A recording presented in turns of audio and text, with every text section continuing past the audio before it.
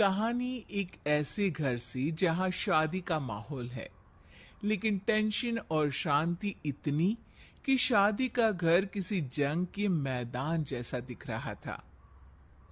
अरे जैसा मर्जी डेकोरेशन कर दो, पैसों की चिंता मत करो।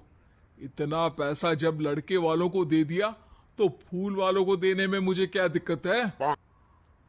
अरे धीरे बोलो ना, साफ लग रहा है कि फ्रस्ट्रेटेड हो। अरे तुम तो चुप ही रहो। एक बेटी संभाल नहीं पाई। सारा दिन मैं काम पर जाता था, सोचता था घर पर बच्चों को अच्छे से संस्कार मिल रहे होंगे, लेकिन नहीं, मैडम को तो अपनी किटी और फैशन से फुर्सत मिले तब ना।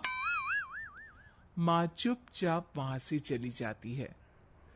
समझ में नहीं आता कि आखिर शर्मा खानदान में हो क्या रहा है। कल तक चिड़िया सी फुदकने वाली शीना की शादी यूं अचानक एक मोटे काले लड़के से क्यों हो रही है।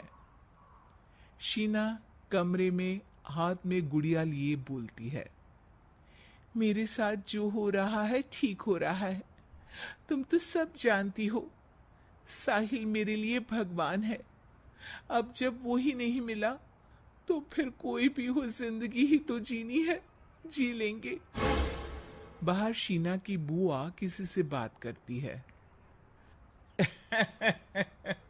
अरे मोटा नहीं, उसे तो खाते पीते घर का कहते हैं।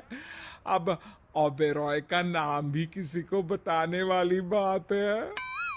उनका इकलौता लड़का तो करोड़ों की सामी तो है ही।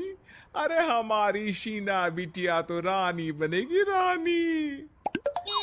इन सब के बीच कहीं कोने पर शीना हाथ में मेहंदी सजाए बैठी थी और आंखों में आंसू सजाए। और वो समय भी आ जाता है जब शीना मंडप के नीचे हाथ में वरमाला लिए खड़ी होती है, लेकिन तभी अफरा तफरी मच जाती है। कोई कहता है, अरे लड़के की मां को हार्ट अटैक आ गया। अरे अच्छी खासी थी, कैसे हो गया? अरे कहते हैं ना, किसी किसी लड़की के पैर अच्छे नहीं होते, हो सकता है कि मनहूस है ये लड़की। शीना पास खड़ी सब सुन रही थी। फिर शीना अपने कमरे में आ जाती है। शादी ये कहकर नहीं होती कि लड़की मनहूस है। अब लगातार शीना के लिए लड़के देखने आते, लेकिन आस पड़ोस या किसी के कहने पर शादी हर बार टूट जाती। लेकिन एक दिन, अंकल, मैं काफी दिनों से आपसे मिलने की कोशिश कर रहा था, लेकिन हिम्मत नहीं हो पा रही थी। अरे बेटा, हिम्मत तो हमारी टूटी पड़ी है। वैसे कौन हो तुम? अब मेरा नाम साहिल है अंकल। मैं शीना से प्यार करता हूं और उसी से शादी करना चाहता हूं। अरे अब तो किस जात के हो ये भी मायने नहीं रखता। बेटा, मेरी बेटी मनहूस है। ये सब कहते हैं कि इसीलिए उसकी शादी नहीं हो पा रही। अगर तुम शादी करने को तैयार हो तो ठीक है। शीना की शादी साहिल से हो जाती है। अगले दिन साहिल की मां का देहांत हो जाता है और एक बार फिर लोग शीना को अपशकुनी कहने लगते हैं। अरे खा गई दीदी को ये। अरे क्या जरूरत थी साहिल किसी मनहूस को घर लाने की। पर बुआ, मां की तो तबीयत पिछले कई साल से खराब थी। डॉक्टर्स ने जवाब दे दिया था। क्या पता ये भी उनका सौभाग्य हो कि वो बहू का मुंह देख पाई। अरे बहू का मुंह देख पाई, या ये कह लो कि बहू का मुंह देखते ही स्वर्ग लोक सिधार गई। खैर, हमें क्या, घर तुम्हारा है, हम तो चले। अब शीना को खुद पर ही शक होने लगता है कि कहीं सच में वो अपशकुनी तो नहीं। साहिल, हम दोनों की शादी नहीं हुई होती तो अच्छा था। देखो ना, कैसे पहले मेरी शादी टूटती थी और अब तुम्हारी मां भी। अरे ऐसा कुछ नहीं होता शीना, अपशकुनी वगैरह कुछ नहीं होता। ये सब तो ईश्वर के खेल हैं।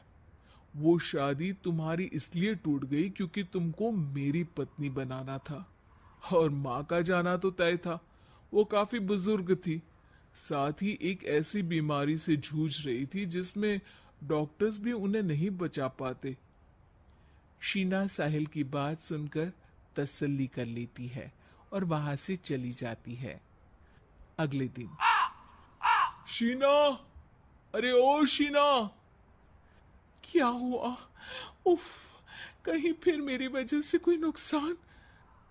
अरे नहीं नहीं शीना, तुम जानती हो जिस प्रॉपर्टी के केस को हम बरसों से लड़ रहे थे उस पर फैसला आ गया, वो भी हमारे हक में। अब हम करोड़पति हो गए शीना।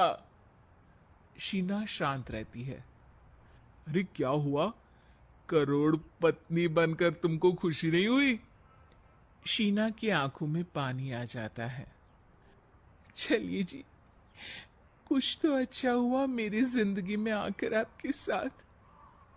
साहिल शीना को गले लगाकर कहता है, मेरी नई नौकरी भी तुम्हारे ही आने से लगी, ये प्रॉपर्टी का केस जीता, सब कुछ तो तुम्हारे आने के बाद ही हुआ।